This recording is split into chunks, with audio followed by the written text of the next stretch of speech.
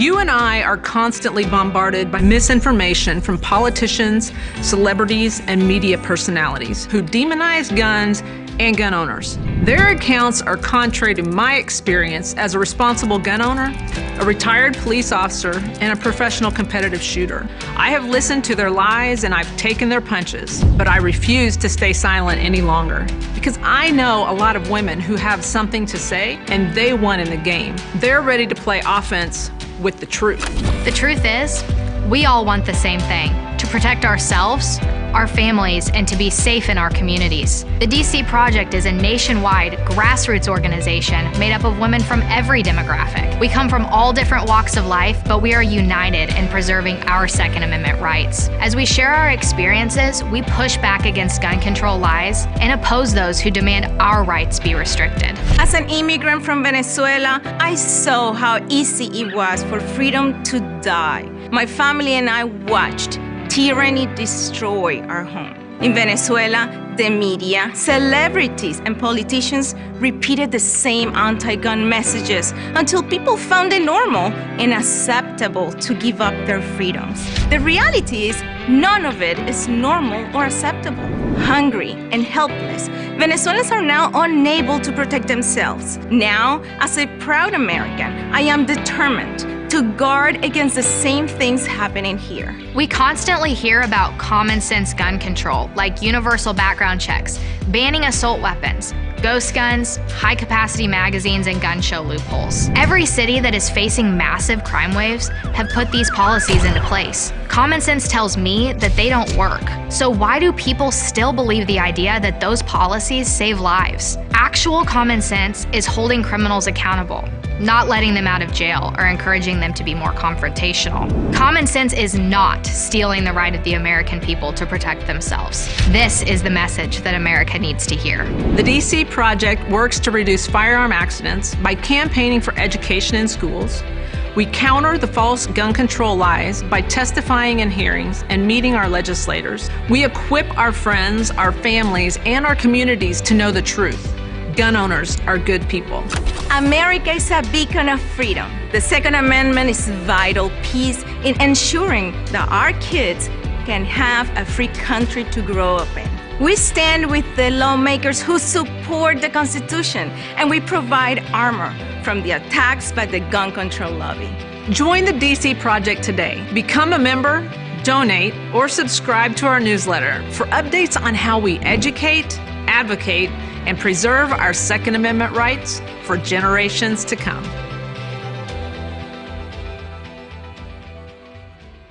When people use a firearm in self-defense, they could be arrested or sued and face extensive legal costs. Firearms Legal Protection provides uncapped legal defense for any member who uses a legal weapon in defense of themselves or others, providing members with peace of mind in these difficult situations by covering all attorney fees and other benefits. Use code EOTT at firearmslegal.com for a discount on all membership plans. Protect yourself. We'll protect you.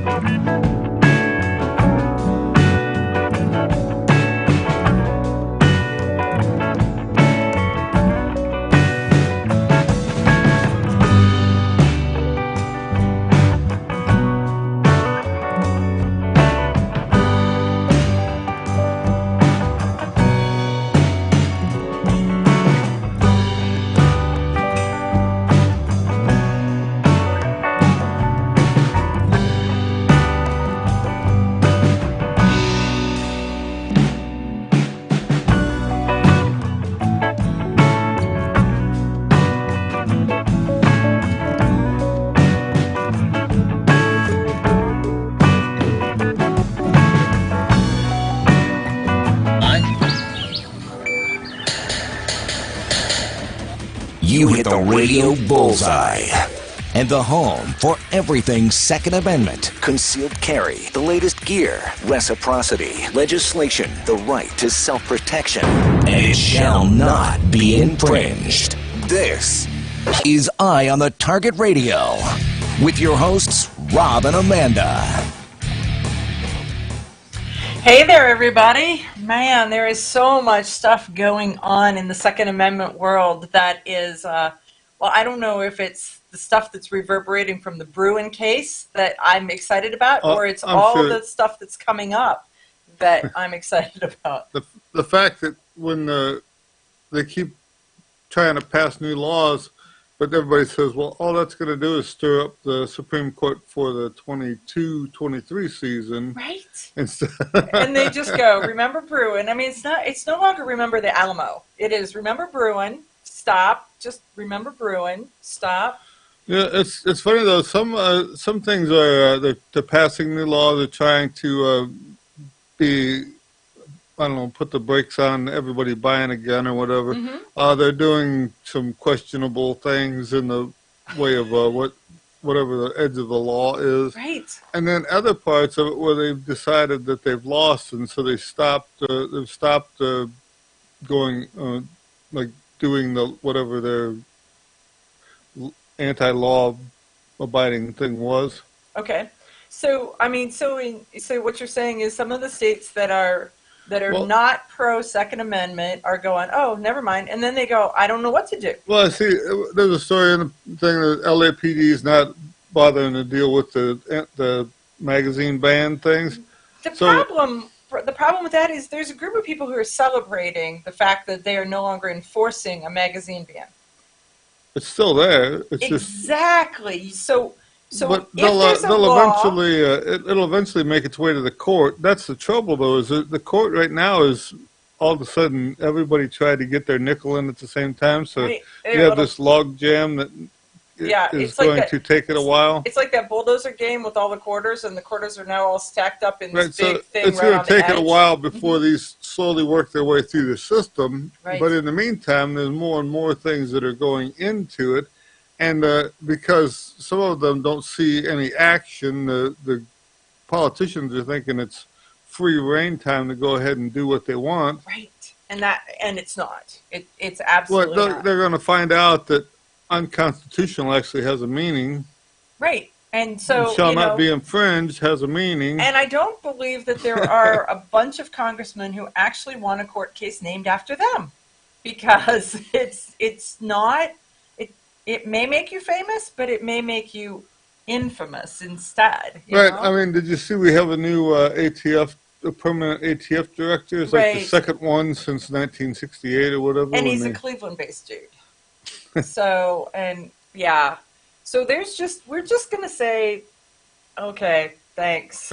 Right? That's all I got to say about that is. The best part is we think he is on playing for the other team, and the other team seems to think that he's playing. I did see that story. So Gabby Giffords. So he's nobody's boss. Well, Gabby Giffords and the Giffords Foundation says that the ATF is actually working for the gun lobby. And I don't believe that there is any pro-Second Amendment person who says, woohoo, the ATF is on our side. I don't believe that that's the case. Do you? Have you ever heard that? No, but it's funny. I mean, you don't want criminals to actually have the guns, but there again, you don't want them to have overreaching powers I don't want them to restrict the pre-criminals. Just in case you may become a criminal. When I had a gun shop, they would come in and do their inspection of the books and stuff, and it was so funny because all of a sudden they would ask you questions that were so off the wall that it's like what they were looking at. Whatever guns you had that were in 7.62 millimeter, since they really didn't know what that really meant, they were repeating something somebody told them. Right. And so everything that is 30 caliber is 7.62 millimeter, but they just That's not what they were looking for. They were looking for 7.62 millimeter for right. So there's a lot of that. I mean, and I feel bad for the ATF. It's kind of like a guy who doesn't drink wine trying to buy wine for somebody. Right.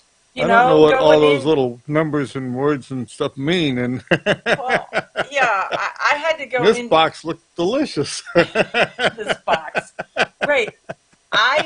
I buy wine based on how fancy the bottle is. Okay. If the bottle looks fun. This box looks delicious. This bottle looks delicious. Right. Whichever. And I've gotten to the point where if you get the one with the cork, then you know that's high class, right? Right. And I buy the gangster ones. So if nothing else, even if it's bad, they can use their cell phone to read the story on the gangster wine. And so that's my wine shopping thing, because that way, if nothing else, it gets. But that's how the ATF seems that their law enforcement branch works the same way. Well, we do something, we have no understanding of what it actually is about. I went and got a job at the Bureau of Alcohol, Tobacco, Firearms, and Explosives. So maybe they specialize in explosives or alcohol, and they just got put in the maybe they're the cigar expert, and they got put in the in the AR division instead, right? They knew exactly what all the words on the wine bottle means, but they don't know nothing about what the AR. Right. or they're the explosives guy, not the gun guy. Right. So it is a big thing, and maybe they're cross-functional promotions. So I feel bad for the agents, but the leadership, on the other hand, the people who they have a name of a director because they are doing the directing and setting the direction, and that stinks. That absolutely stinks. So the direction doesn't benefit the American public at all. Did you see that everybody's about this guy who shot the bad guy in the mall, and they can't really tell you if it was really 40 feet or 40 yards. They're arguing over how long but they've all started a new drill where everybody's testing their marksmanship skills at between 40 feet and 40 yards. And then they're trying to say, is it 15 seconds to the first shot or 15 seconds to the last shot? And do you have to hit 8 shots, or do you have to hit 10 shots, or is 8 the minimum? I can tell you that 15 seconds is a long time, especially if someone else is shooting at you. Oh, yeah. And so it doesn't really take you long to run out of bullets. It's if you stretch it out to 15 seconds, it's because he was waiting for that guy to fall down. It's like, give it up, dude. I know you're going down there right. any second. Well, and they say that in their critique of it, I mean, and there's pieces of that critique coming out. So one, there is a radio host, podcast host, and lawyer out of Indianapolis, Guy Relford, who is his lawyer now, because he does indeed need one, if nothing else, just to keep the pesky media away from him, so that he has somebody that understands media and guns and all of this, so that there's that. And otherwise you're back to buying wine again. Right. No understanding. So I mean, when you are thrust into the limelight, and everybody wants a piece of this kid, and some of them want to trip him up, and some of them want to crown him. Well, if you look at it with the Rittenhouse was the same way, where he was half of them were applauding what he did, and the other half were saying he was a criminal and needed to be dealt with. And so it's up to the courts to decide from that point as to what they're going to do. Well, it looks as if in this case, the sheriff has already lauded him as a hero. And so people are like, how dare you say that? Well, that makes it much better for you insurance-wise and right your off own the lawyer. bat. Yeah, if the sheriff comes in and says that you're a good Samaritan with a gun, and well, that's the thing is, if you can keep the guy from shooting a lot of shots, even if just pure luck, he's bound to hit a couple more people, and if you let him keep practice. Right. No, and I mean, and that is that. The other part is that I just read today that his girlfriend is a nursing student, and so she provided first aid for those who were hit by that guy at the same time. So this is kind of an exceptional couple, the two of them. So it is an interesting story, and it is good news coming out of bad news.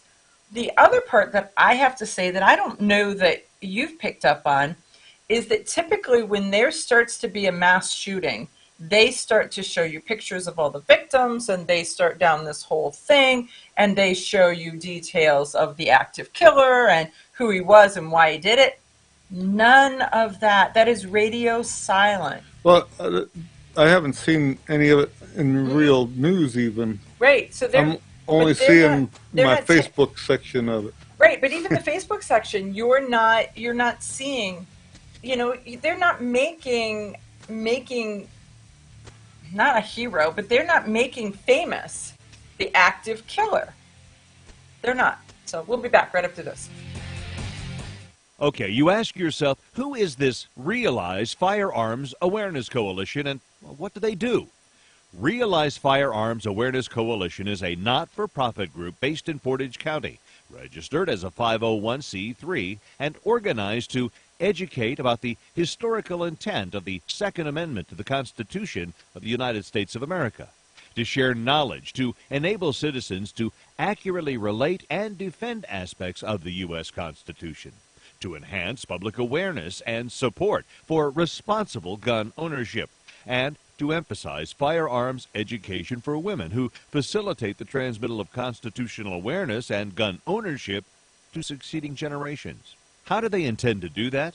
By talking to you all and having you talk back, by hosting educational summits and events.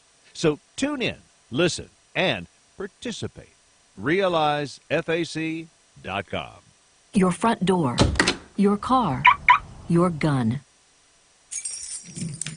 Safety is a habit. Gun safety and responsible storage are no different, and the best way to help prevent accidents, misuse, and theft. Cable locks help keep firearms secured. Learn how to get a free firearm safety kit. Visit projectchildsafe.org. If you have a firearm, own it, respect it, and secure it. Brought to you by the National Shooting Sports Foundation and the Bureau of Justice Assistance. Shotgun with Charlie. I'm Charlie Cook from Riding Shotgun with Charlie. Conversations in the car about gun safety, freedoms, and even a few laughs. Imagine you're in the back seat listening to an intimate chat with me and my passengers as we drive all around the country. Listen, watch, and subscribe to the Riding Shotgun with Charlie YouTube channel and podcast.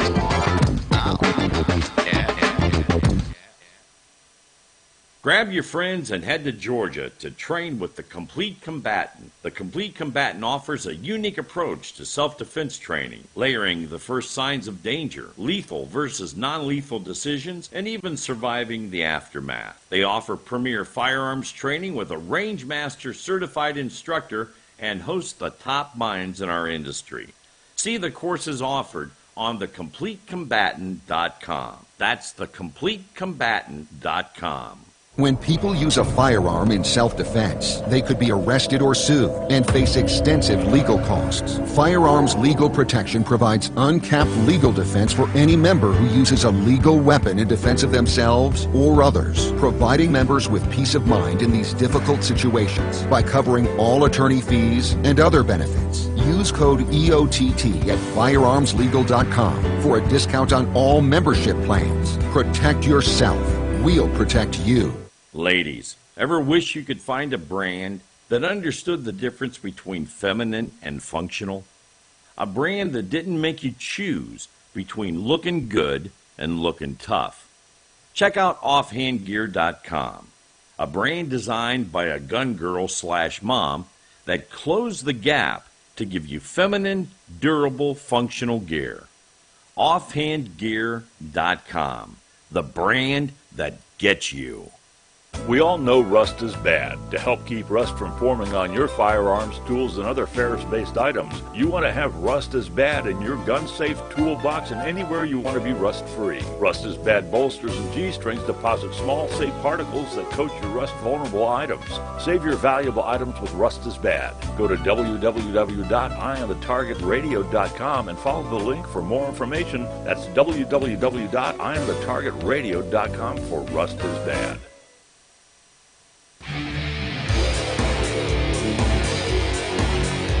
Okay, we're back with the history section of our show, and I have to say that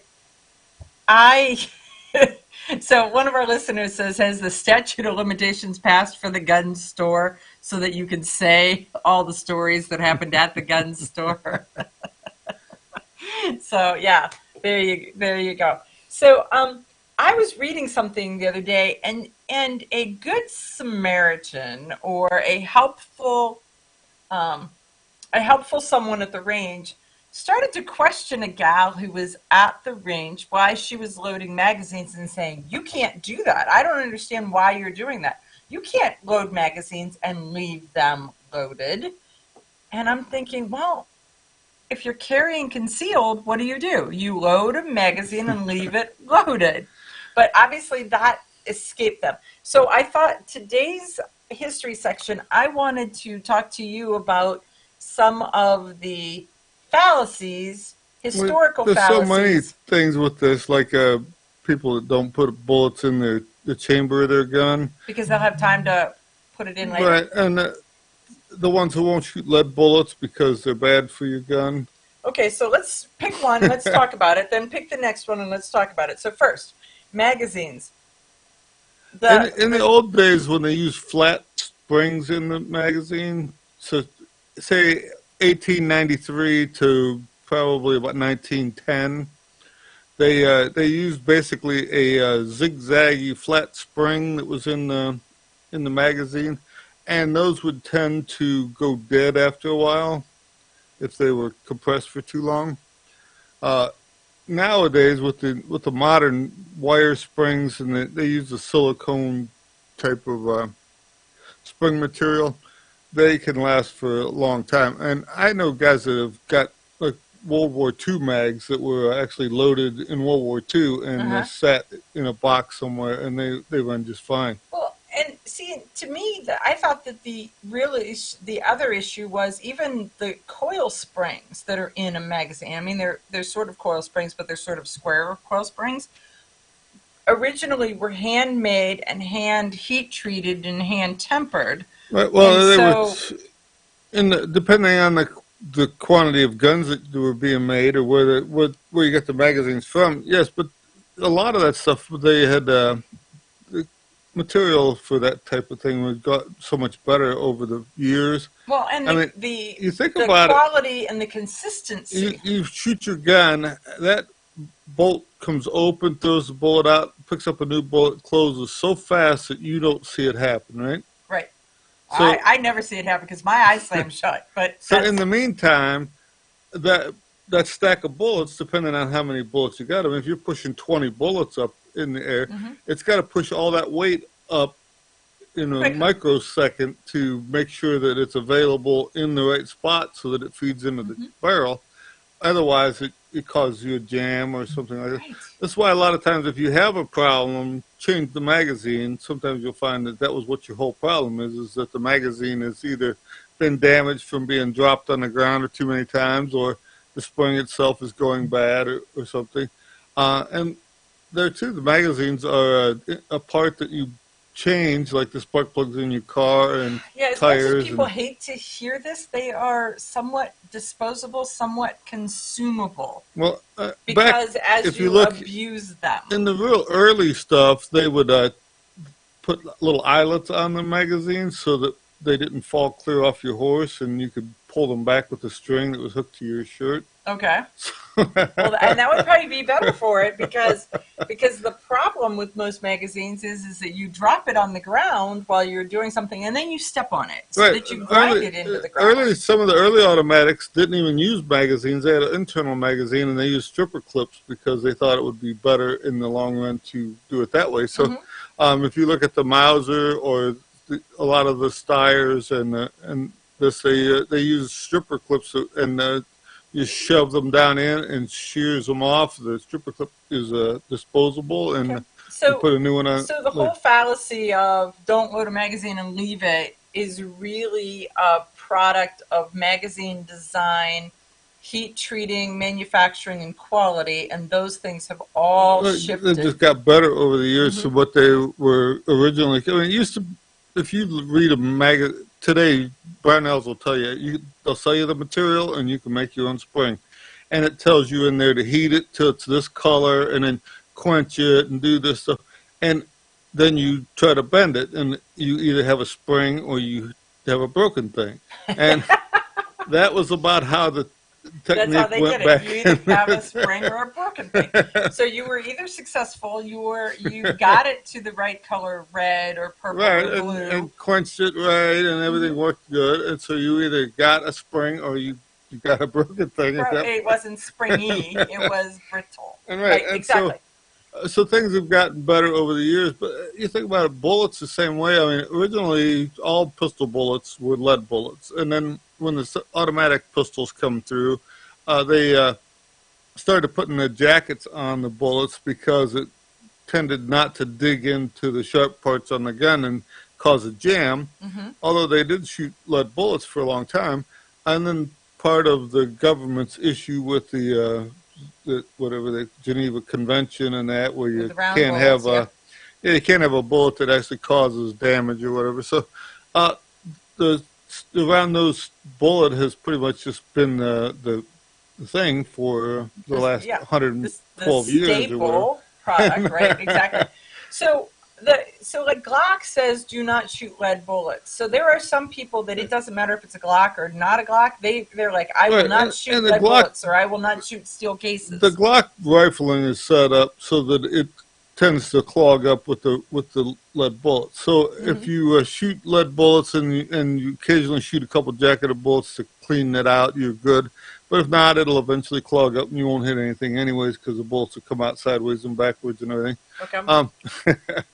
Some of the other stuff where you've heard when you shoot your gun, you got to clean your gun. Yes. Well, that was said to by a guy who was selling you cleaning stuff. Okay. Now, I mean, early on, black powder, Revolutionary or Civil War era, and that you had to clean the gun because the powder was corrosive.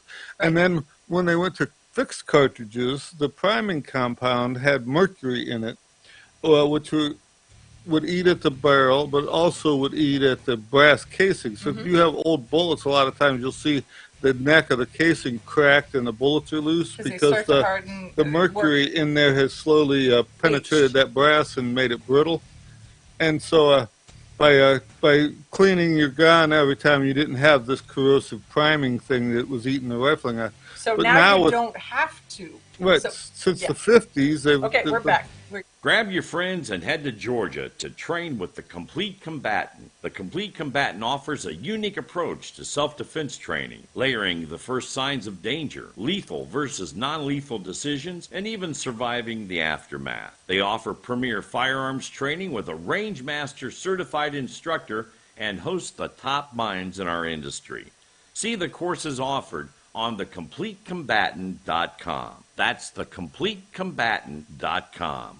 When people use a firearm in self-defense, they could be arrested or sued and face extensive legal costs. Firearms Legal Protection provides uncapped legal defense for any member who uses a legal weapon in defense of themselves or others, providing members with peace of mind in these difficult situations by covering all attorney fees and other benefits. Use code EOTT at firearmslegal.com for a discount on all membership plans. Protect yourself. We'll protect you. Okay, you ask yourself, who is this Realize Firearms Awareness Coalition and what do they do? Realize Firearms Awareness Coalition is a not-for-profit group based in Portage County, registered as a 501c3 and organized to educate about the historical intent of the Second Amendment to the Constitution of the United States of America, to share knowledge, to enable citizens to accurately relate and defend aspects of the U.S. Constitution, to enhance public awareness and support for responsible gun ownership, and to emphasize firearms education for women who facilitate the transmittal of constitutional awareness and gun ownership to succeeding generations. How do they intend to do that? By talking to you all and having you talk back, by hosting educational summits and events. So tune in, listen, and participate. RealizeFAC.com. This is Cheryl Todd of Gun Freedom Radio, and I am proud to join Amanda Suffolcool and all the 50 women, one from each state, in our grassroots efforts to protect the Second Amendment as delegates of the DC Project. Grassroots organizations like the DC Project run on donations, so please consider donating to our GoFundMe/DC Project to keep the promise of freedom alive. Shotgun with Charlie. I'm Charlie Cook from Riding Shotgun with Charlie. Conversations in the car about gun safety, freedoms, and even a few laughs. Imagine you're in the back seat listening to an intimate chat with me and my passengers as we drive all around the country. Listen, watch, and subscribe to the Riding Shotgun with Charlie YouTube channel and podcast. Ladies, ever wish you could find a brand that understood the difference between feminine and functional? A brand that didn't make you choose between looking good and looking tough. Check out offhandgear.com, a brand designed by a gun girl/mom that closed the gap to give you feminine, durable, functional gear. Offhandgear.com, the brand that gets you.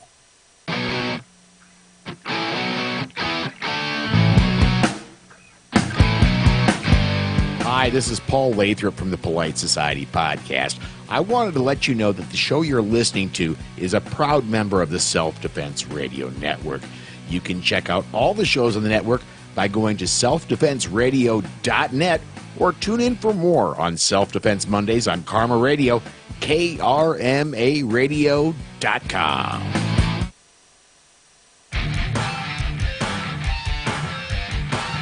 Okay, we are back. Man, there is so much stuff going on, though. I started the show with this. If you are in the 2A community somewhere in the country, we're probably headed there at some point this year. So next week, Rob and I, and probably 30, 40 of our closest friends are all headed to Detroit for Rick Actor's Legally Armed in Detroit Women's Shooting event that Rick Actor opens up to women. They don't even have to be from Detroit, but women that can get to Detroit that want to learn about guns, gun handling, gun safety. And then the instructors are coming from across the country. I know Chris Chang is coming in from California. I know Patrick Collins is coming in from Atlanta. I mean, there are people coming in from Florida. There's people coming in from Massachusetts. There, obviously Ohio, Illinois. It's everywhere. They're everywhere, and all of these instructors are going on their own dime, on their own time, to donate their time. It's a pretty incredible thing that he gets the amount of. I mean, he gets guns donated. He gets the ammo donated. He gets so many instructors show up, and so they give. There's some that are in at a meeting for a safety meeting. Others are in the range shooting, and they just continuously keep rotating through. Ammo. He's looking at 2,000 women that are to shoot 20. Each of them gets to shoot 20 rounds or right, 40 rounds, something like that. So they are I think it's 2 magazines full, so I don't know if it's. So that is a stack of ammo, especially at today's ammo prices. It's funny. There's They no give doubt them about it. they give them a target. When they're done, they get a chance. They take their target with them, or some of them I see them. They pose out in the lobby with their. Oh my, they do. It's so funny. It's like, look what I did. Look what I have. Look what. Yeah, it's amazing. I know watching. last year I had a couple of ladies come through, and some of them had their own guns, some of them had used.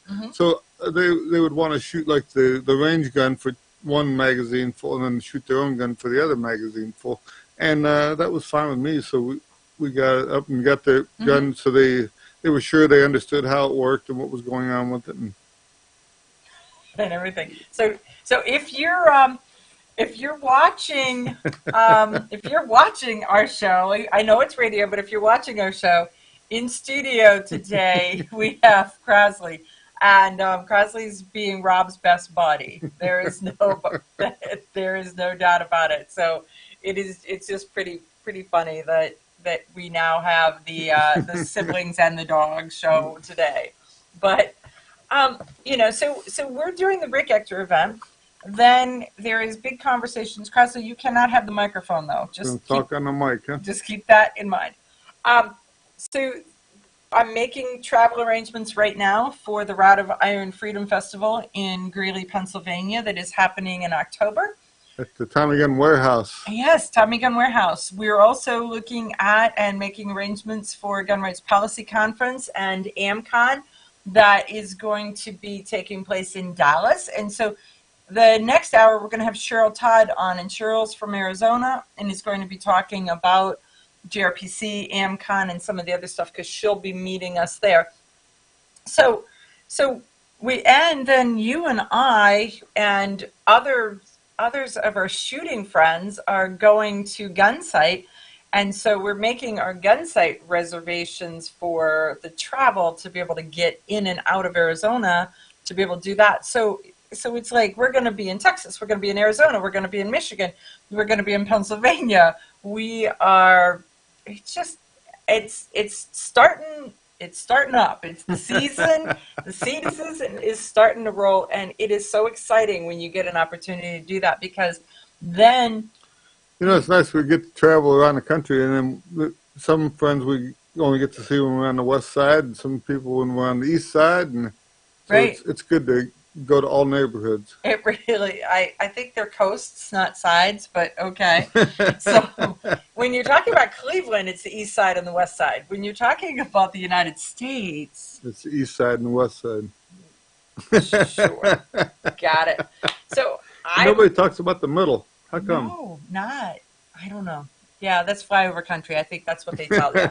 So there's, but I'm so excited about all of the stuff that's happening. And yes, and there is also the DC Project Rally that is going to happen in September. And so that is Friday, September, I think that's the 16th.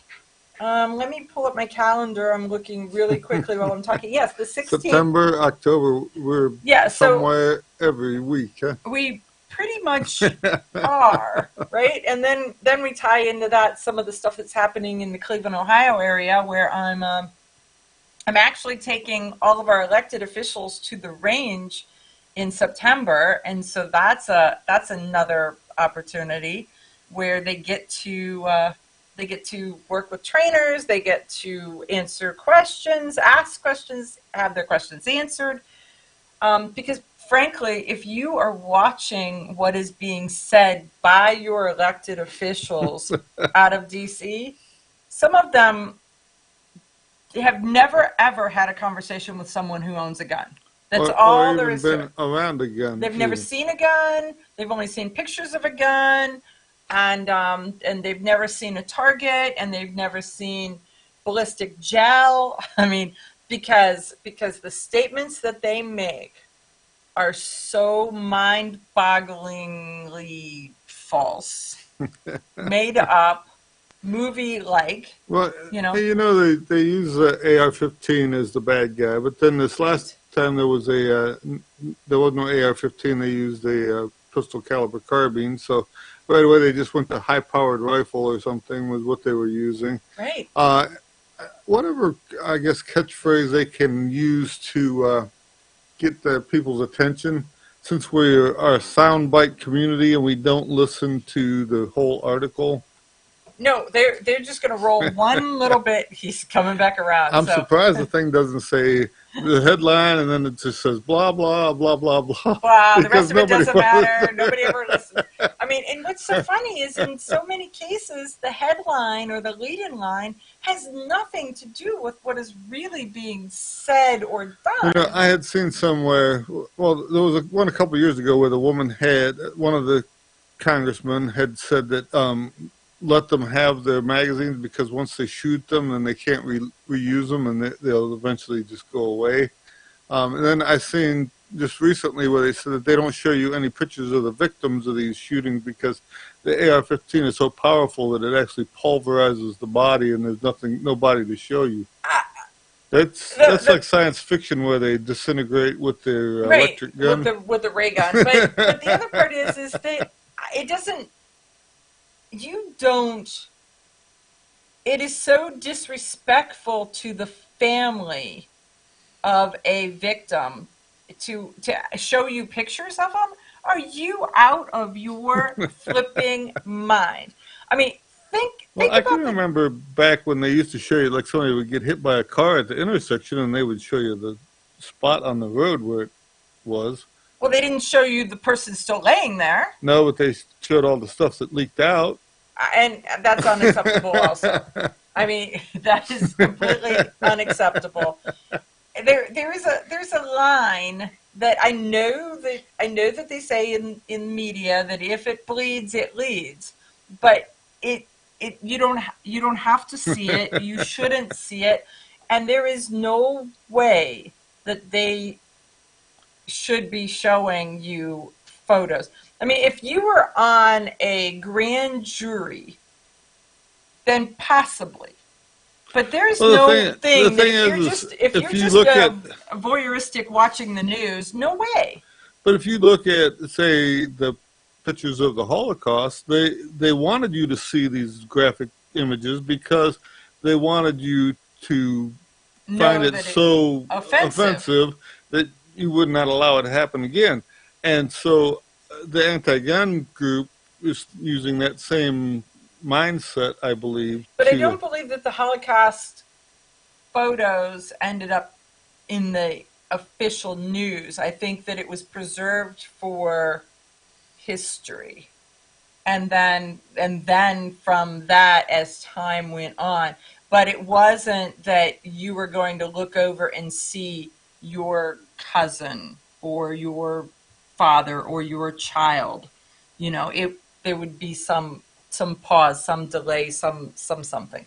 But no, there's just reasonableness and sensibility. And some of the statements that are made are just so out there that you're like, really? Where did you obtain this knowledge? Because we need to go back to the root and fix it. Because I think as a society we've lost the journalistic who, what, where, when, why thing. We don't care no more. We've lost some of our moral compass as to what's right or wrong. I mean, you can turn on the TV and see some kind of show. It's 100 Ways to Die, 1,000 Ways to Die. Who wants to watch that? It's rough enough not having it happen. Right. It's rough enough just kind of living in today's society, let alone. Yeah, no, and I'm with you. And so some of this, the statements that they make, I know that they did the one where it's like, we have to show you the shoes because that's the only way that the parent can identify the child. And it's like, you can show a parent their kid's hand and they'll know it's their kid. You can show them their leg and their shoe. They'll know it's their kid. You can show them a shoulder and an arm. I mean, and you can pretty much pick out, I mean, think about My kid, I could tell because he was all sewed back together from dirt bikes and jumping out of trees and off the roof. And there's all of that, yeah. Yeah. So gun website says representatives invited the families of victims to the testimony. Then they described how horrible their kids' bodies were. And yeah, it's just not right. We'll be back. Honest citizens like you protect themselves every day. We talk about it every week on the Self-Defense Gun Stories podcast. Were these gun owners lucky, or did they have a plan? How should we defend the people we love? We discuss recent examples on the Self-Defense Gun Stories podcast. Put us in your pocket.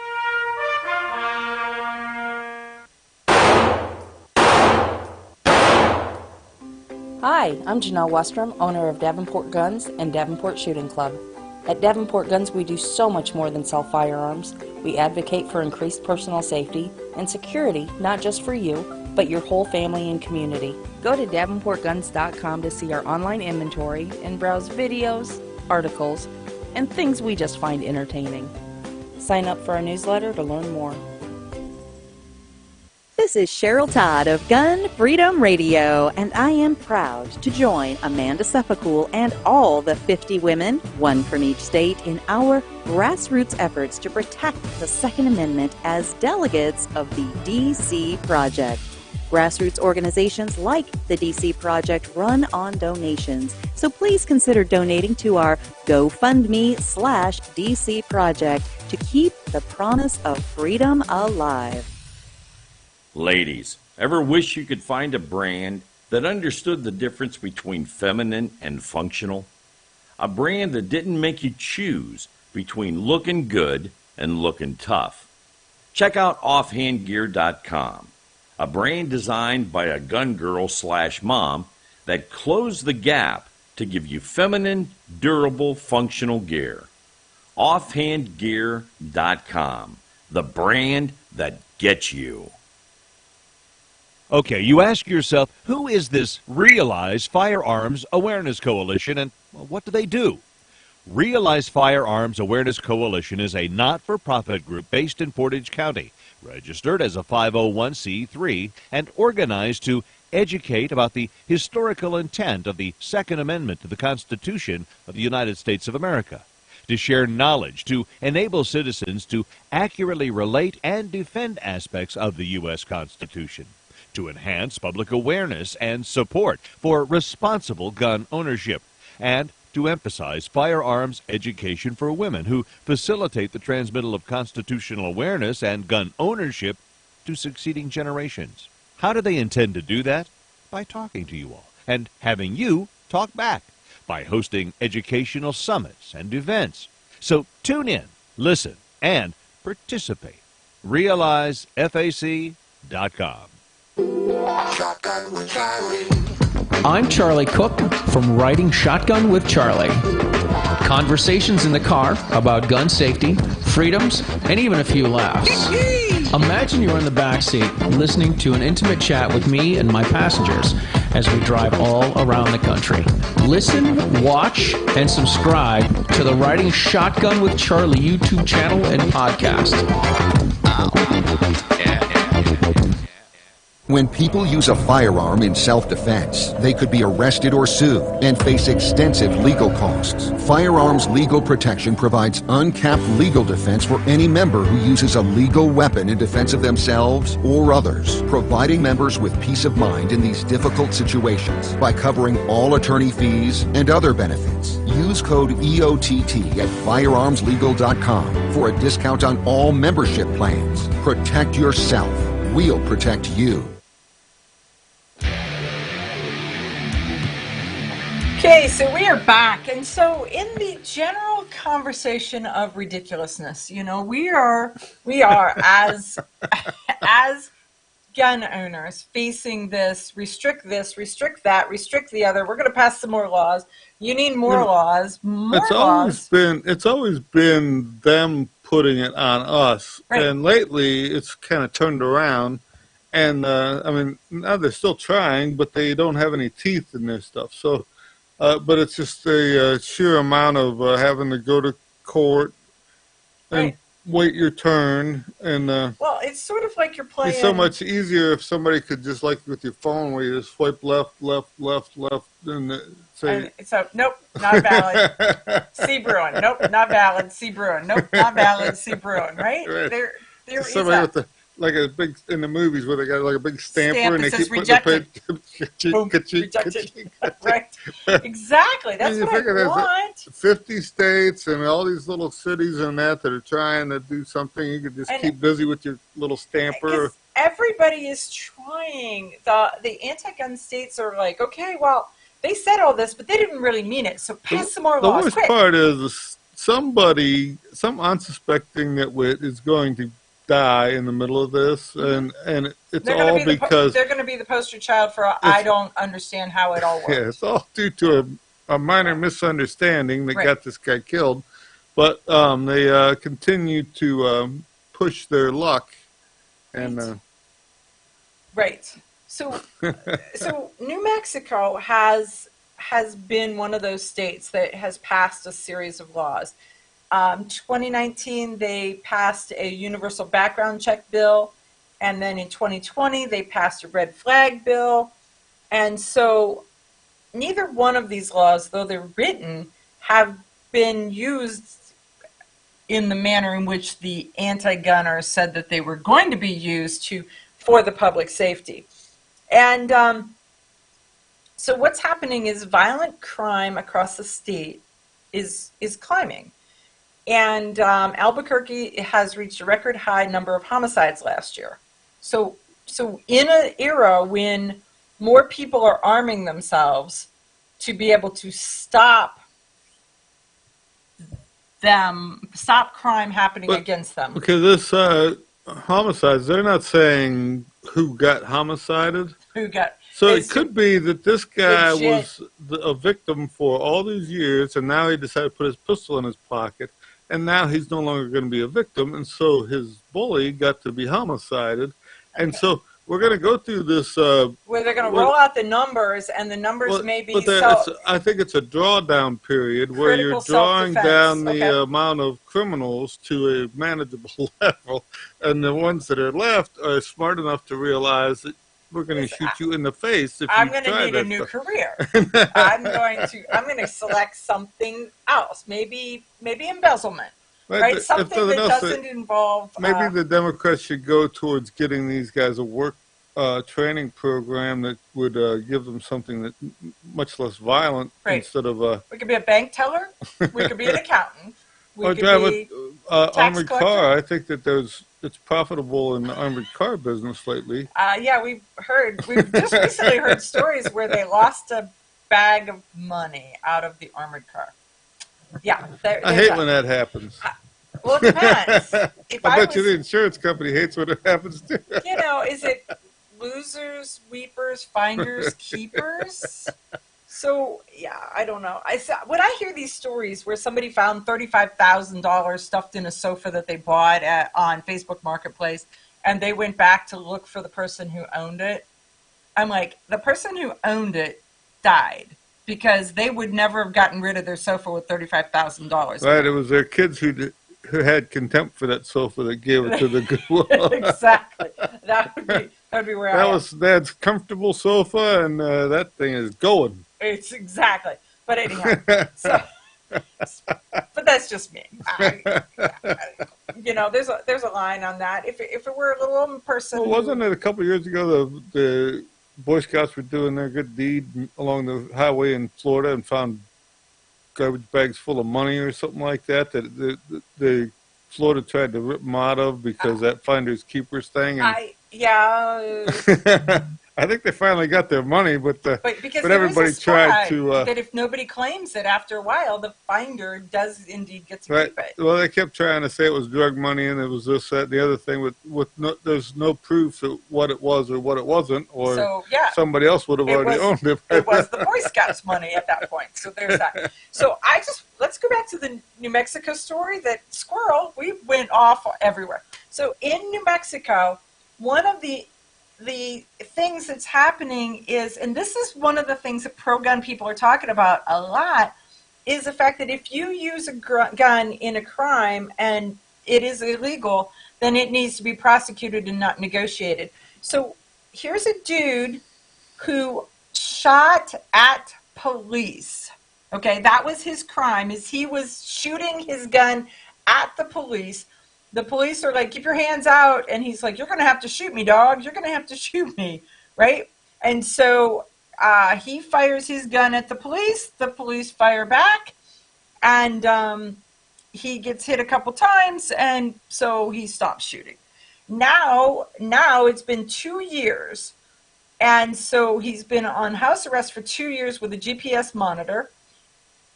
And the prosecutor plea bargained the charges down to probation.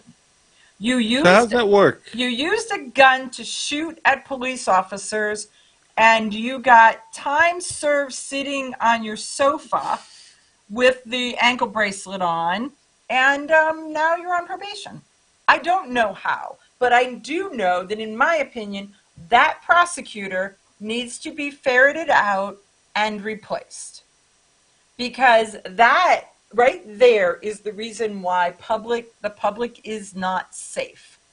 When you do the crime, dude, you need to do the time. I think that was a whole commercial or a song or something. The failure here was the marksmanship on the police department's behalf. You can't go there. Why can't you? I mean, that's the guy that should catch the flack, is the guy who is teaching these monkeys to shoot. And he failed miserably. Where's that guy from the mall? Why don't they get him to train those guys to shoot? I'm not going to say that everyone who interacts with the police officers needs to get if you shoot at the policeman, I think that's like buying a lottery ticket. There's a made really that good decision that bad things are going to happen to you. Correct. And you should be drilled through the head. And should you survive the encounter, then your butkus needs to be in jail. I don't see how you should have survived it. I get it. I'm hearing you. Here we go, Rob Unleashed. I'm tightening up the chain right now, and I'm telling him. When you look at this, what do they call that? After event thing. Oh yeah. So when they're doing the after action report. Right. Okay. The blame lies squarely on the marksmanship training. Of the police officers. Is that what you said? Okay.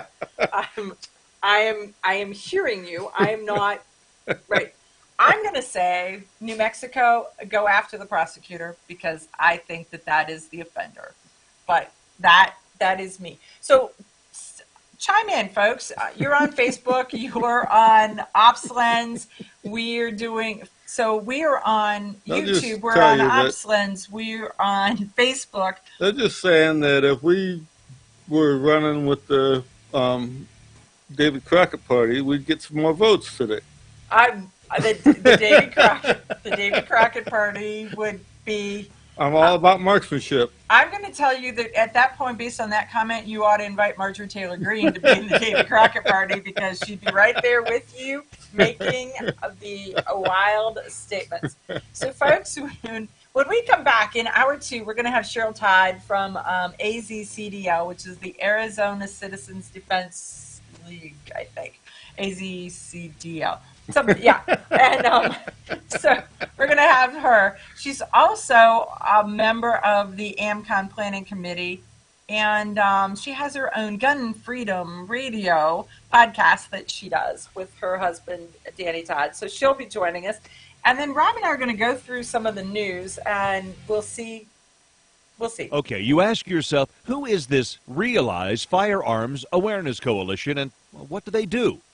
Realize Firearms Awareness Coalition is a not-for-profit group based in Portage County, registered as a 501c3, and organized to educate about the historical intent of the Second Amendment to the Constitution of the United States of America, to share knowledge, to enable citizens to accurately relate and defend aspects of the U.S. Constitution, to enhance public awareness and support for responsible gun ownership, and to emphasize firearms education for women who facilitate the transmittal of constitutional awareness and gun ownership to succeeding generations. How do they intend to do that?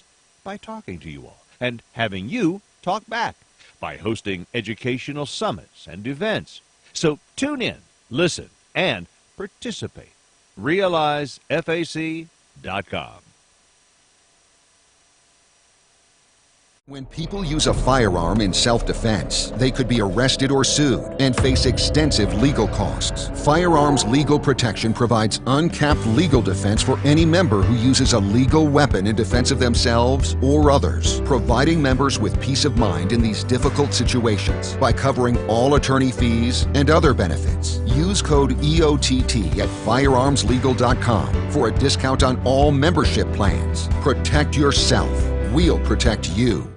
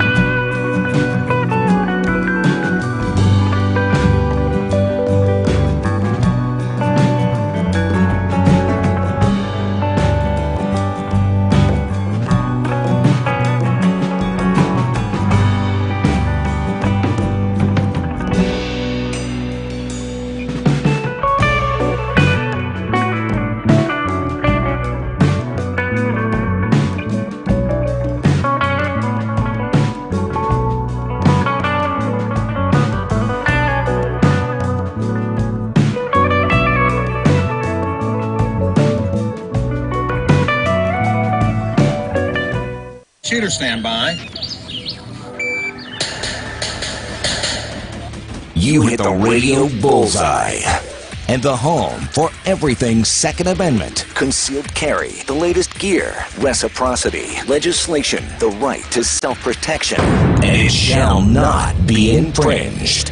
This is Eye on the Target Radio with your hosts, Rob and Amanda. So we're back for hour 2. And Rob, I want your opinion on this story. The story came out by Lee Williams, and it's in AmmoLand. And it says, breaking, LAPD stops enforcing California's high-capacity magazine ban.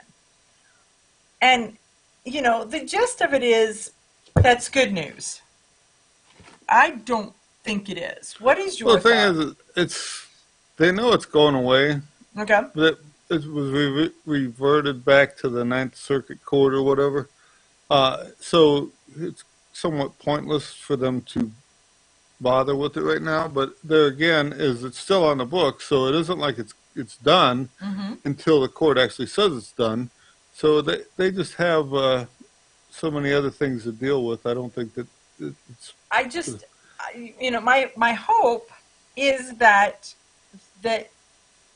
it's not just, oh, well, since we're not enforcing it. Right, and I'm not a proponent of enforcing it, but since we're not enforcing it, move on to something else. And it's like, no, you need to get it off the books. You need to clean it up. So it needs to go back through that Ninth Circuit Court, and that's going to be up to somebody to get it there. Bring it back. I don't know if because the Supreme Court actually reverted it back to them since it was already there, if it just goes automatically into the docket and they have to deal with it, or if it has to go back through the whole thing and Second Amendment Foundation or somebody has to sue on behalf of. No, I think it has to go. I think they sent that lawsuit back. So it is that information, those pieces, those people. I think here's this case back. We want you to use these set of rules now to relook at this and make it happen. And make the correct decisions, as they say. Right. So it's not something that's going to take them 10 years to get it back into the system. But there again, there's so many other things coming through. Is it how long is it going to take for it to happen? And then is it actually going to make the news to where you hear about it or not? You know, I don't know. I mean, I think it's good that Bruin is doing the ripples in the water of Bruin. Yeah, the funny part is Bruin has so many ripples that they're not paying attention to the ripples. There's so many of them. Where they sent this stuff back through. Right. There's this stuff with the. I hear the media saying it's about concealed carry all the time. It's about the concealed carry handgun or blah, blah, blah. It doesn't say anything at all about handgun or concealed carry in the Bruin decision. So just because the case was brought because of the fact that they wanted to get a license for to carry, this was much farther reaching, and it's going to, I've seen there's lawsuits filed to do away with the NFA stuff. I've seen there's other things that are looking at why do we have to fill out a 4473? Why do you have to apply with the government to sell guns? There's so many things that they're going to end up with. I mean, is it going to be back to where every store that sells anything sells a gun now? So the gun shops will hate that. There's going to be on both ends of the pendulum. There's going to be people who hate it. Right. Because the problem, it's good that you could go into any store and you go to a hardware store and buy yourself a gun, or go to Lowe's or Home Depot or whatever. Right. But it's also, when you go to Lowe's or Home Depot or the hardware store, are you getting a guy who knows what he's selling you, or are you just getting a guy who sold you something?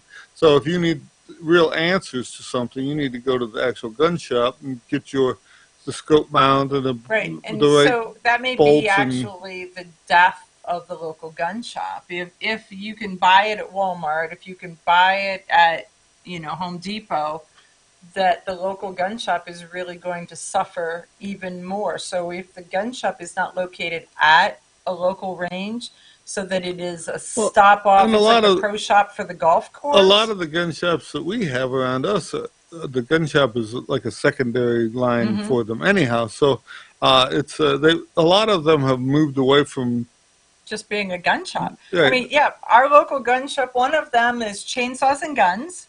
Did you see the new logo? It's like my world. It's got a chainsaw one way and an AR the other way. The other one does specialty coatings and different things like that. So they have a staff of gunsmiths on the line, so they can do things but for you. But they're Cerakoting stuff that is not even guns. I mean, they're doing the kitchen cabinet knobs right now. And the last time we were there, they were doing somebody's glider. And I've seen them do motorcycle parts and every other kind of thing. Yeah, so that's it. So Pacific Northwest Woods says he looks forward to Western Auto, Mossy 500 at the auto supply store. He's not wrong. Western Auto actually is Advanced Auto Parts. There's one store that's still marked Western Auto, but otherwise all the rest of them went to an Advanced Auto Parts. And so the network's there. It's just that they only sell auto parts right now. But right now, as things open up, you never know. It could be. It could be new. But I think that there's a spot where you're going to see at the end of the table when you go into the restaurant a spot for you to put your carbine in the racks while you're eating, so it's not in your way. Right. So you don't have to lean it. So you don't have to lean it in the corner.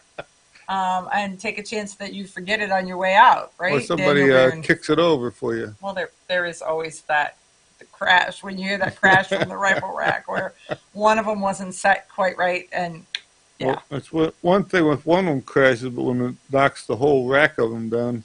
Yes, right. So the video producer is going to be in trouble if the Guitar Center starts to sell guns and ammo. Yeah, there are some places that if you go, for me, it's going to be the hardware store because I'm already a hardware store addict and and a gun shop addict. You think about it right now, if you want to make ammunition, you have to go apply with the government for that. So is it that if the government isn't allowed to say yes you can or no you can't, that anybody will start making ammunition, so it'll be available all over the place? I don't know. And then the other part how's it going to affect the Pittman Robertson money? When I was a kid, we used to buy a lot of Canadian ammo. The stuff would come in. It's I don't know that I remember that. So Dominion brands, a couple of other brands, CIL, stuff like this. We haven't seen any of that stuff in 40 years now. Okay. But is that going to be also covered by Bruin? Is it going to be that they can't block the importation of this stuff? It may be, but then there'll be Russia. I mean, because we're already seeing that restriction right now. So will that? Well, we lost China back when Bill Clinton was president. So all of the I can't even remember what the name brand of come in yellow boxes, but. Okay. Said the finest ammunition built by 8-year-olds or something on the planet. And, it didn't say that. No, it did not say that. And then Russia, I mean, let's say in 2004, 2006, it was the brown bear, silver bear, golden bear. Right, we used to buy that brown bear 9mm by the case. It was dirt cheap. We shoot it to where your gun fell apart. Right. We shot a lot. We shot a lot of the bear. We did. We did. So it's going to be interesting to see what happens and if that allows them to stop that. But yeah, there is a motion right now to get rid of the Pittman-Robertson Act, and so that's another piece. And then the question becomes, is that good or is that bad? I think that there's some of this baby in the bathwater stuff. They're going to throw out both. And so money that came in for Pittman-Robertson has done good works, but it's still a fine and a penalty. Well, they'll take the Pittman-Robertson money, a part of it, away from Pittman-Robertson, and they will just continue to put it in general funds because they're not going to give you the the 8% break or whatever it is that. Well, if they stop Pittman Robertson, they got to give the 8% break back. So it's. So well, they rename it something. It's 10% and 11% something. So they rename it something. Well, there is that, the government. I haven't seen a tax I don't love. Is this thing where Joe Biden has signed that with if you got a government contract to sell them ammo, that you can't sell it to civilian market because is that going to be affected by Bruin, I wonder? I don't know. I mean, and that one's going to be a push anyhow, because I think that came through as an executive order. And so it's like, how can you restrict? What we need is a thing that puts a limit on executive orders for like 90 days, and that way then they get a chance to vote on it to make it a real thing. I actually thought that's the intent of the executive orders, was that they had and I know in the States, well, at least Ohio, when they do that, the governor has an opportunity to send it to the House and Senate, but it doesn't get to stay forever as whatever he's doing as his emergency ban. We'll be back right after these messages. Honest citizens like you protect themselves every day. We talk about it every week on the Self-Defense Gun Stories podcast. Were these gun owners lucky, or did they have a plan? How should we defend the people we love? We discuss recent examples on the Self-Defense Gun Stories podcast. Put us in your pocket.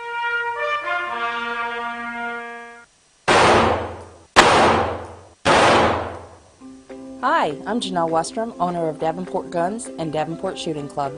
At Davenport Guns, we do so much more than sell firearms. We advocate for increased personal safety and security, not just for you, but your whole family and community. Go to davenportguns.com to see our online inventory and browse videos, articles, and things we just find entertaining. Sign up for our newsletter to learn more. Your front door, your car, your gun. Safety is a habit. Gun safety and responsible storage are no different, and the best way to help prevent accidents, misuse, and theft. Cable locks help keep firearms secured. Learn how to get a free firearm safety kit. Visit projectchildsafe.org. If you have a firearm, own it, respect it, and secure it. Brought to you by the National Shooting Sports Foundation and the Bureau of Justice Assistance.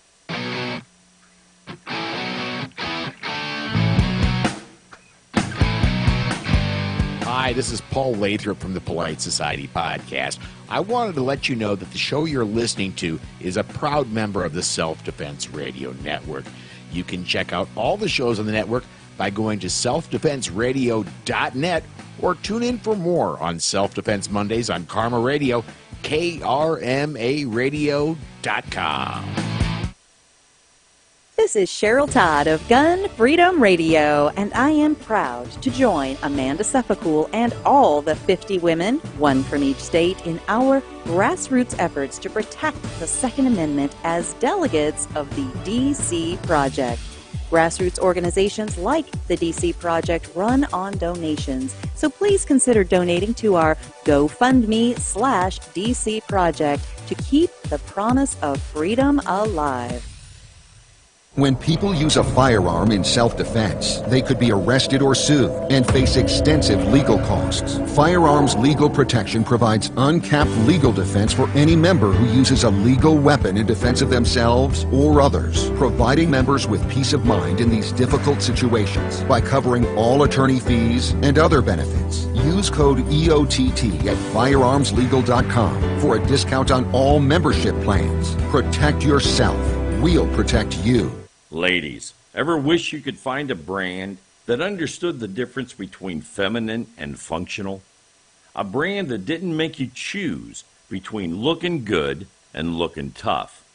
Check out offhandgear.com, a brand designed by a gun girl/mom that closed the gap to give you feminine, durable, functional gear. Offhandgear.com, the brand that gets you.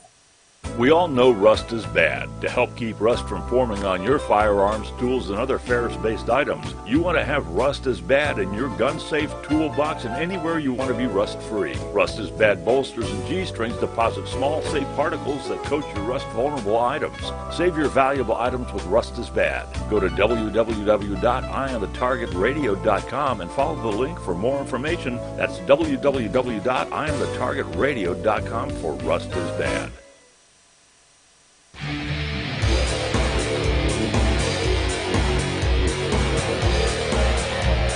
So for those of you who are watching via any of the video streams, be it Facebook, be it OpsLens, On Demand TV, or YouTube, Crosley is in studio, and for some reason he has decided that Uncle Rob is his absolute favorite today. And if he doesn't look at me, then I won't throw him out of studio. That seems to be where the day is going. So everyone who has a dog can appreciate and celebrate the fact that a dog in a radio studio is not the thing, and he needs to go. And Uncle Rob needs to stop enabling him. That's all there is to it. He's been delightfully well behaved considering who he is. He's a Jack Russell, which means that there is well behaved has its own. Like a firecracker. It's its own Just nobody's lit the fuse today. Right. Well, there you go. Yeah, the vet one day said, "Oh, I didn't know he was sick. He's very well-mannered." And I'm like, because he's very well-mannered, that means he's not feeling well. Because he is not, yeah. Kind of a jerk, otherwise. Kind of a jerk on springs. That's kind of how that breed of dog is. There's absolutely no doubt about it. So okay, so what do you got? What do you got story-wise that we're going to talk about? What do you want to go with? I don't know. Gifford says that the gun lobby controls the ATF. Okay. Yeah. But it's funny because there's a couple other stories that that nobody else believes that is the case. Here's the ATF is doing some warrantless firearms inspections in Maryland. Yeah, let's talk about this for a minute. We're not going to name names, but a couple of years ago, you had a friend who the ATF came knocking on his door. They could not give him a list of what guns he had, but they could tell him how many guns he had bought. And so they were tracking, and they had this, and they wanted to see all of the guns that he had bought because they wanted to make sure he had them. And that's exactly what was happening here. So this Delaware man, two ATF agents and a Delaware State Police trooper. Well, they said in tactical gear. That was the wearing thing. Tactical vests, T-shirts, and dirty jeans. So they had they asked the homeowner to show them several of his firearms. And so they were investigating whether he had committed straw purchases or not. That was where they said that they were going. And he's like, how do you know what guns I have? And they wanted to see them. They did not have a warrant. And they said that he had bought a certain number of guns in like a 7 or 8 month period. Right. Well, I can tell you, I bought guns in the last 7 or 8. I'm not going to say it, but I don't have some of those no more because you don't like they them. were not what I thought they should have been. Well, there is that, so yeah, you get something and you take it to the range and you shoot it for a while and then you decide. Says POS right on it. And for you to say that it says POS, you who has a completely different descriptor than the rest of society when it comes to this, but based on our friend in Ohio and this dude in Delaware, this says that they're continuing to do this. Well, if they come to your house, you do not have to answer any of these questions. You need you to can just ask tell for their them warrant. to go away because if they don't have a warrant, there's nothing When to they it. come back with a warrant, then you have to show them the stuff. But if they don't have a warrant, you don't have to. But in our friend's case, the Ohio guy's case, they had this list that said that he had bought X number of guns over a period of time. Yet the ATF is not allowed to, the records are only allowed to be kept for 90 days. But I think in this article here, it said they didn't have a list of the guns. Well, it said they didn't have the warrant, but they had a illegal list. That was how they phrased it or something. It was. So, the article is about the fact that there were different responses from the ATF depending on what time of day things were rolling, and so the answers kept changing, and that was that. So I know that with our friend, they had gone in, and so he had to show them all of the guns. This is that shows you the takeaways and stuff. It says the voluntary is.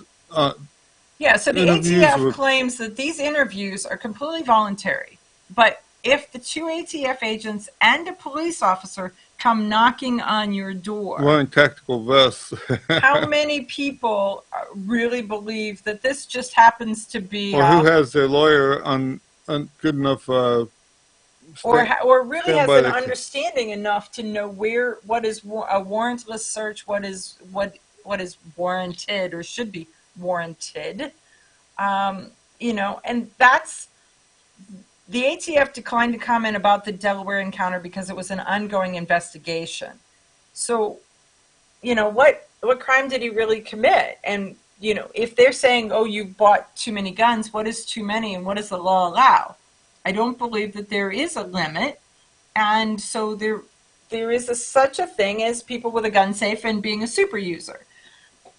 But I think your credit card or your pocketbook should limit your it shouldn't be the government telling you. No, I mean, if you're married, it's your significant other going, you spent what on what? I hear it says that committed a crime, they would have bought a search warrant rather than a page from an illegal gun registry. That's the other part, is that the records are supposed to be. They were not allowed to keep these records, and when the background check stuff started coming through, they said that they needed to keep some for 90 days for training purposes. So were given an exemption on that part. The NRA for years made it. They had to go through the Congress and get them to vote on it every year about keeping this from being an electronic file. Mm-hmm.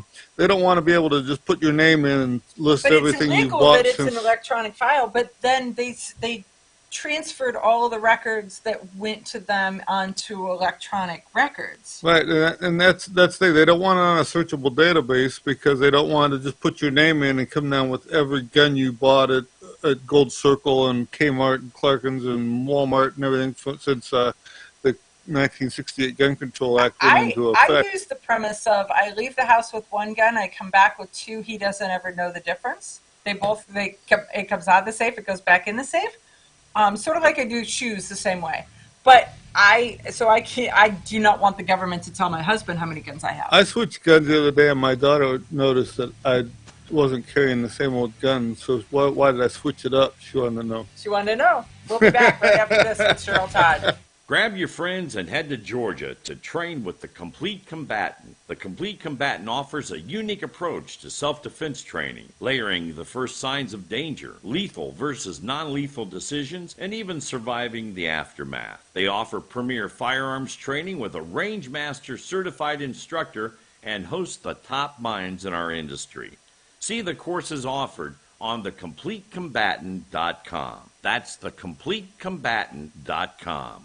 When people use a firearm in self-defense, they could be arrested or sued and face extensive legal costs. Firearms Legal Protection provides uncapped legal defense for any member who uses a legal weapon in defense of themselves or others, providing members with peace of mind in these difficult situations by covering all attorney fees and other benefits. Use code EOTT at firearmslegal.com for a discount on all membership plans. Protect yourself.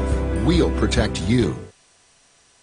Okay, you ask yourself, who is this Realize Firearms Awareness Coalition, and what do they do? Realize Firearms Awareness Coalition is a not-for-profit group based in Portage County, registered as a 501c3, and organized to educate about the historical intent of the Second Amendment to the Constitution of the United States of America. to share knowledge, to enable citizens to accurately relate and defend aspects of the U.S. Constitution, to enhance public awareness and support for responsible gun ownership, and to emphasize firearms education for women who facilitate the transmittal of constitutional awareness and gun ownership to succeeding generations. How do they intend to do that? By talking to you all and having you talk back, by hosting educational summits and events. So tune in, listen, and participate. RealizeFAC.com. Ladies, ever wish you could find a brand that understood the difference between feminine and functional? A brand that didn't make you choose between looking good and looking tough. Check out offhandgear.com, a brand designed by a gun girl / mom that closed the gap to give you feminine, durable, functional gear. Offhandgear.com, the brand that gets you. We all know rust is bad. To help keep rust from forming on your firearms, tools, and other ferrous-based items, you want to have Rust is Bad in your gun-safe toolbox and anywhere you want to be rust-free. Rust is Bad bolsters and G-strings deposit small, safe particles that coat your rust-vulnerable items. Save your valuable items with Rust is Bad. Go to www.eyeonthetargetradio.com and follow the link for more information. That's www.eyeonthetargetradio.com for Rust is Bad. Your front door, your car, your gun. Safety is a habit. Gun safety and responsible storage are no different, and the best way to help prevent accidents, misuse, and theft. Cable locks help keep firearms secured. Learn how to get a free firearm safety kit. Visit projectchildsafe.org. If you have a firearm, own it, respect it, and secure it. Brought to you by the National Shooting Sports Foundation and the Bureau of Justice Assistance. Shotgun with Charlie. I'm Charlie Cook from Riding Shotgun with Charlie. Conversations in the car about gun safety, freedoms, and even a few laughs. Imagine you're in the back seat listening to an intimate chat with me and my passengers as we drive all around the country. Listen, watch, and subscribe to the Riding Shotgun with Charlie YouTube channel and podcast.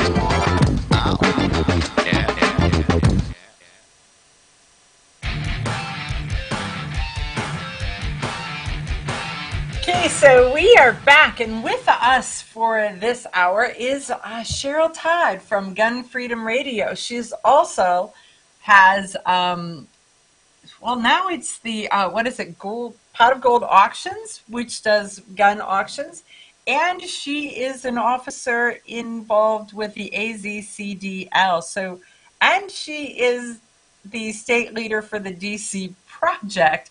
So Cheryl is one busy gal. So hey Cheryl, thanks for joining us on Eye on the Target Radio.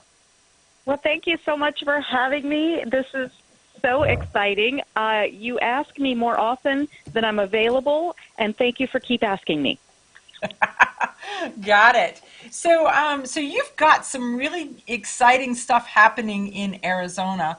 And one of them is that as part of the AZCDL, you came to Ohio a little over a year ago to experience the Faster Saves Lives program. And since then, you've been extremely busy bringing that to Arizona. Well, absolutely. And it is such an incredible privilege, honestly, to be able to be so actively involved with a program like Faster Saves Lives that's been saving lives for a decade all across the nation with their highest of quality training. And then to be able to do that via the Arizona Citizens Defense League Foundation, which I have recently become the president and CEO of, is really humbling, doesn't begin to scratch the surface. But it is a tremendous honor to be able to do it. I work with the best people on the planet in this process, and we are getting tons of support for this here in Arizona.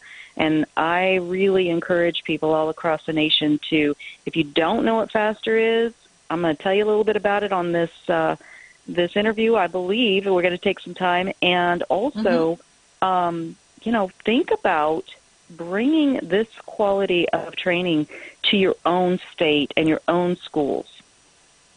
So tell folks what you had to do to get faster, which Ohio was leading the way with Faster Saves Lives, which is faculty and school. I don't know what it stands for. Administration something. Yes, I can never remember. I have struggled with this acronym for all this time, but I have it in front of me now, so I cannot screw it up. It is a Faculty and Administrator Safety Training and Emergency Response. And so, yes, it leans towards schools, but we have churches and synagogues and even business people that reach out and want the training. Here in Arizona, we have some grants, we've got some great donors. We're trying to keep it as close to free for anyone in a capacity that works with children, in a teaching capacity, whether it's a church, Sunday school, public school, private school, that sort of thing. The people that are business people, we do ask them to pay their own way through it, but it is it is worth more than anything you would ever pay, because it saves lives. It saves your own life and the lives of others. And how did we in Arizona get so connected with Ohio that we are bringing it here? Everything comes down to relationships. I mean, that's really the best answer for it. Our president of the AZCDL, the C4 side, right? So there's the legislative side of the Arizona Citizens Defense League. Dave Kopp has been our president forever. He was a founder. He's recently stepped away from the presidency, and we have Michael Gibbs in the presidency. I'm the vice president now of that wing of it. But Dave Kopp has been friends with Jim Irvine, who is one of the founders of Faster Saves Lives, for years. I've been friends with Jim Irvine for years. And, we've had these conversations over dinner, on phone calls, in text messages, like, hey, we'd love to make this happen. And we finally just had all of our stars align and decided this is the time. So it was a year or so ago that you and I were in Ohio taking this training, and that was the thing that really cemented it. Being there, doing the training, understanding it from the inside, it really helped with those conversations about the structure of the program and how could we duplicate it and keep it completely true to what they do in Ohio. And so here we are a year later, and we've already had our inaugural class. We've got structure around it. We've got an indoor range. Praise God, here in Arizona, we've got an indoor range allowing us space inside in the month of July when we're having our first foundations class. Starting tomorrow, actually. Tomorrow and Tuesday will be a foundations class. And then in late September will be our 3-day course, our level 1 3-day course. And even in September, it's super hot here in Arizona. So we'll be able to use it's Shooter's World. They have come alongside us and are just open-handed. They are just about yes, just helping. We've talked to legislators who understand the need for this, and they are about yes. What do you need? Thankfully, here in Arizona, we don't need any legislation to help us because the AZCDL has worked hard to keep our gun rights very, very free. But they're saying if such time comes when the other side hears about this program, and instead of seeing it as the life-saving course that it is, they lock up on the idea that, wait a minute, they're arming teachers, which is not what we're doing, right? We're not disarming people who would normally carry safely and trained anyway to whatever their job was. But when the other side really becomes aware of it, I would imagine that they're going to throw some legislative roadblocks in our way. And we have got legislators already on board saying, I am right there, whatever you need. People that are already in office, people that are campaigning, this could be a very dangerous thing to put your name behind, when you're campaigning. Because it's very polarizing, and, people want to believe that we can legislate evil out of our schools and away from our children. And you and I both know that that is not a possibility. And so instead, we need to have the sheepdogs to be prepared to defend and to defend the flock. Absolutely. And I couldn't have said that better myself, but it's wonderful to realize that people do understand. It's not like we're pushing a bus uphill every step of the way. Those moments come. There will be more moments like that. But the tragedy, the murders, the horrific murders that happened in Uvalde, Texas recently, that, I think it shocked people awake in a way that is hard to even describe. When they saw that, most schools, their safety and security plan is we're going to pray it doesn't happen and call 911 if it does. Well, Uvalde, and 911 will fix it. Yes. Yeah, they will stop it. Uvalde did both of those things, and so help, in air quotes, help arrived within 4 minutes, right? But then help stood on the other side of a pane of glass for how long? And the number really doesn't even matter because it keeps changing. The storyline keeps changing, but it was far too long. And people who are educators themselves, they can mentally put themselves in the position of sitting there waiting for that help to actually help. And they realize that is not a workable plan. It might be a good dream, a good prayer, but it is not a plan. And Faster Saves Lives is a plan. Right. So are the schools receptive to what you're doing, or are you just starting with baby steps? We're mostly starting with baby steps. We're mostly, it's a multi-pronged attack, so to speak. So we have meetings with legislators. Those have all gone brilliantly well. We have people in the public, parents and teachers, who are reaching out to us. So that's wonderful. We've done 2 informational meetings, one for the public, one for legislators. Those were very well received and attended. And we do have one of our board members on the foundation is an educator.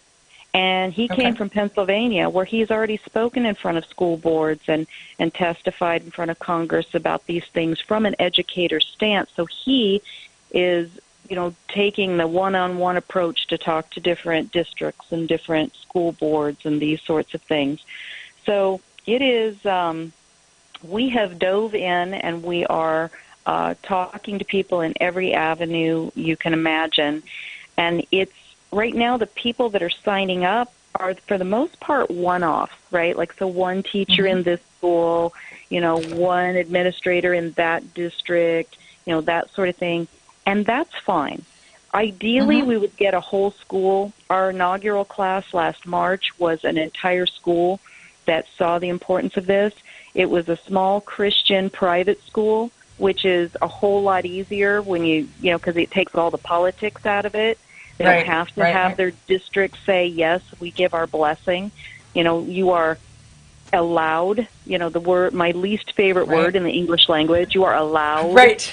So, hey, I'm going to have to go to a commercial break. This is Cheryl Todd from Gun Freedom Radio, Faster Saves Lives, AZCDL. We'll be back right after this. Hang on, Cheryl.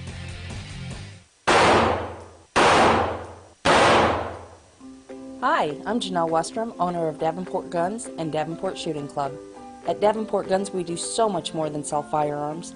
We advocate for increased personal safety and security, not just for you, but your whole family and community. Go to DavenportGuns.com to see our online inventory and browse videos, articles, and things we just find entertaining. Sign up for our newsletter to learn more. This is Cheryl Todd of Gun Freedom Radio, and I am proud to join Amanda Suffolk and all the 50 women, one from each state, in our grassroots efforts to protect the Second Amendment as delegates of the DC Project. Grassroots organizations like the DC Project run on donations, so please consider donating to our GoFundMe/DC Project to keep the promise of freedom alive. Ladies, ever wish you could find a brand that understood the difference between feminine and functional? A brand that didn't make you choose between looking good and looking tough. Check out offhandgear.com, a brand designed by a gun girl/mom that closed the gap to give you feminine, durable, functional gear. Offhandgear.com, the brand that gets you.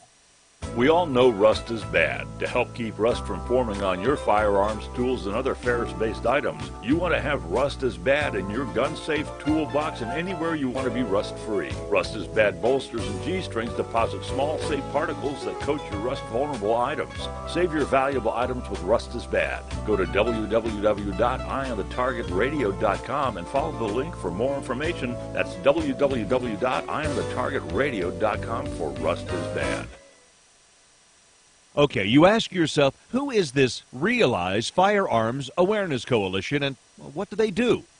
Realize Firearms Awareness Coalition is a not-for-profit group based in Portage County, registered as a 501c3, and organized to educate about the historical intent of the Second Amendment to the Constitution of the United States of America, to share knowledge, to enable citizens to accurately relate and defend aspects of the U.S. Constitution, to enhance public awareness and support for responsible gun ownership, and to emphasize firearms education for women who facilitate the transmittal of constitutional awareness and gun ownership to succeeding generations.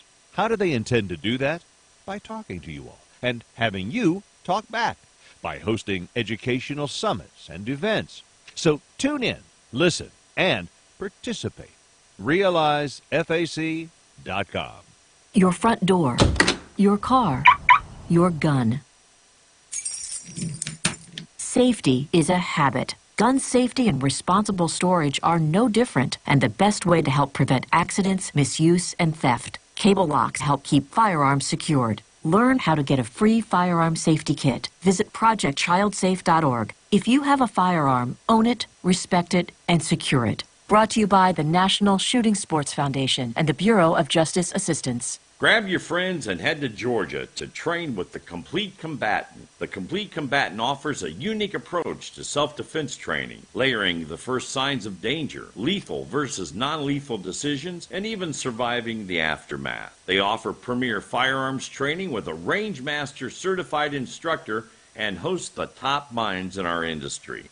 See the courses offered on thecompletecombatant.com. That's thecompletecombatant.com.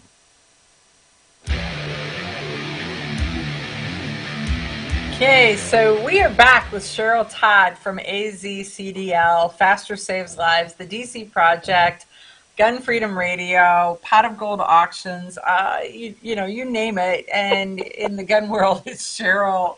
Her pedigree is just about as long and varied as maybe mine. I mean, I'm telling you, and that's an honor to me because my own personal hashtag is #I want to be like Amanda Suffolk. So it is an ongoing, healthy competition. I think both of us just keep throwing down that gauntlet with, the energy and the drive that we have, the passion we have to continually keep the conversation logical, right? Keep the conversation about the truth about the Second Amendment and why we value it and why the next generation deserves the same freedoms that our generation had. And all the work that we do is geared towards that. So This is the best competition I can think of. You know, you do something great, and I'm like, ooh, I like that. I better step up my game. And that's exactly it. There's times when I'm looking at you and I'm like, I got to up my game. I just got to. I got to keep on it. So there's so much stuff that you're doing, but we're going to shift gears. I mean, I'm so excited about the fact that Faster is going to AZCDL.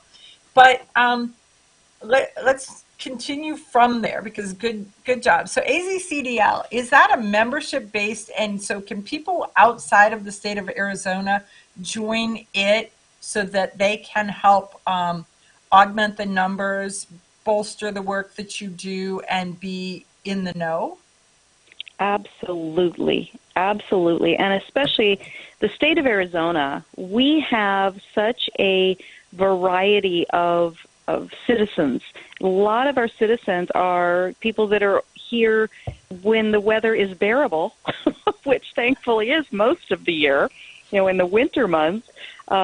And then in the summer months, when it feels like you're going to burst into flames when you step outside your door, then they go to, you know, cooler climates. So yes, we have tons of people who are members that don't live full-time or at all in Arizona, because people understand what happens in one state will impact other states. And so often what we see is the negative side of it, like this garbage, horrible, rights-killing stuff that goes on our coasts, right, on the New York side or the California side, and then it just starts, like, you know, spreading like the blob. And why aren't there more states like Arizona where we have, you know, held the boundary, held the line over and over and over again? Why doesn't that spread as quickly and easily? I don't know the answer, but I know the work we're doing here that has mattered and continues to matter. Right. Indeed, it does. So coming up, it's not in your state, but a lot of your state will be there, is the Gun Rights Policy Conference. It's happening at the end of September, and AmCon. And so I wanted to kind of give a little shout out to folks about those two things. So why don't you, would you give your kind of opinion, if you had to do an elevator pitch on why someone should consider either AmCon or Gun Rights Policy Conference, why they should do it and why they should give up their weekend to be able to be there? Oh, absolutely. Gun Rights Policy Conference, it's gone virtual the last 2 years because of all the COVID craziness. It is finally back live and in person this year in Texas. And I am telling you, it is the do not miss event every single year. I have made more real live friendships, relationships at Gun Rights Policy Conference, because people come in from all across the nation. They talk about what's going on in their communities, their states. We encourage each other. We support each other, because some of them come from states that have a rough go of it. And it is small enough and to be, you know, intimate, and you can have real conversations in the hallways and at dinner in the evenings, but it's big enough that it's amazing what they pack into a weekend. And AmCon is really the same thing, only it's geared more towards the people that are citizen journalists, or journalists who their main thing is the Second Amendment and our constitutional rights. And when I say citizen journalists, I try to encourage people that we get so frustrated with this thing called the, in air quotes, the news, right? And I say, well, why are we relying on the news to pollute our neighbors' minds? Why aren't we stepping up as citizens? Everybody has a camera in their hand nowadays, right? A recording device. And, such simple software can, get you on Facebook Live or any of that sort of thing. Right. And so AmCon really is for journalists of whatever stripe, a vlogger, a blogger, somebody who's, writing in a traditional type of newspaper or magazine. people who are podcasters like me. I started out on the radio like you are. I'm a podcaster now. So anyone who is in that realm would benefit tremendously from the courses that we bring to AmCon. And courses sounds big and scary and like, you're going to need a degree to get through it. But we are there to teach each other. Am I right? I hear you giggling. Yeah, well, Rob's sitting here laughing, but it's like little educational vignettes. A couple of years ago, they put a couple of they started introducing some comedy into some of the AmCon stuff, and it was actually pretty interesting with Yehuda and Charlie Cook doing their 5-minute stand-up. But no, and you walk away with something, and if you it's sort of like when you go to any kind of educational seminar, if you walk away with one tidbit or two out of a day's worth of thing, you are hugely successful. And I think that what happens at AmCon is you walk away with a couple tidbits and you walk away with a stack of business cards that when you run into their area of expertise sometime on your journey, you now have a phone number and a contact and a person that you know personally that you can reach out, and the open invitation to say, give me a call and I'll walk you through it. I know that like Donna Anthony was talking about trying to do her own podcast in Alaska. And so we did everything via Facebook Messenger as to what did she need to buy, how did she need to get it, how does it all connect, all of those kind of things. Yeah. Absolutely. That's what you get. Right. It's tremendous. Do not miss it. It's a hub for the Texas area that we're in. It's a hub for Southwest Airlines, which is always my go-to because that's the most affordable. The hotel is very affordable, and the experience is priceless. Do not miss it. And it really is. They can get information. Sorry, I don't want to stomp on you, but they can get information at saf.org, which is the Second Amendment Foundation, which is where it's at, and /GRPC for Gun Rights Policy Conference. So saf.org/GRPC. No, exactly what I was going to say. I've been remiss because I didn't give, where people can find out about FASTER, so let me clean that up. It's FASTERSavesLives.org. AZCDL is AZCDL.org. And thank you for bringing in the GRPC piece. Yeah, no problem at all. I mean, I think that's the interesting part. And so, folks, if you want to get to see Cheryl Todd, meet her in the hallway, talk to her about the stuff that she's doing, then come to Dallas last weekend in September, which is when Gun Rights Policy Conference is, and I'm sure that she will make time for you, as will I, as will our video producer. I mean, there's just so many of us doing Second Amendment things that will gladly share that information. So, folks, Cheryl Todd, Gun Freedom Radio, look for her podcast, and then look up AZCDL and join. Give them some support. Give them some love. We'll be back. Okay, you ask yourself, who is this Realize Firearms Awareness Coalition, and what do they do? Realize Firearms Awareness Coalition is a not-for-profit group based in Portage County, registered as a 501c3, and organized to educate about the historical intent of the Second Amendment to the Constitution of the United States of America, to share knowledge, to enable citizens to accurately relate and defend aspects of the U.S. Constitution, to enhance public awareness and support for responsible gun ownership, and to emphasize firearms education for women who facilitate the transmittal of constitutional awareness and gun ownership to succeeding generations. How do they intend to do that? By talking to you all and having you talk back, by hosting educational summits and events. So tune in, listen, and participate. Realize FAC